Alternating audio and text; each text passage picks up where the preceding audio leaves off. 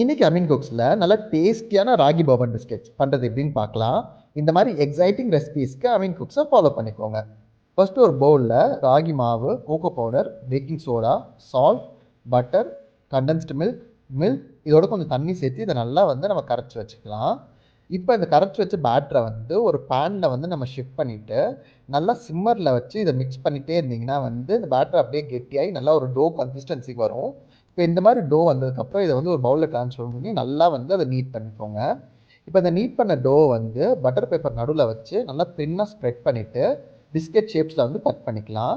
இப்போ போர்பன் பிஸ்கெட்ஸில் இருக்க மாதிரியே இதில் ஹோல்ஸ் போட்டு மேலே கொஞ்சம் சுகர் ஸ்ப்ரிங்கிள் பண்ணிவிட்டு இதை ஒரு பேக்கிங் ட்ரேயில் ஷிஃப்ட் பண்ணி 180 டிகிரிஸ்க்கு 12 மினிட்ஸ்க்கு பேக் பண்ணி எடுத்துக்கோங்க.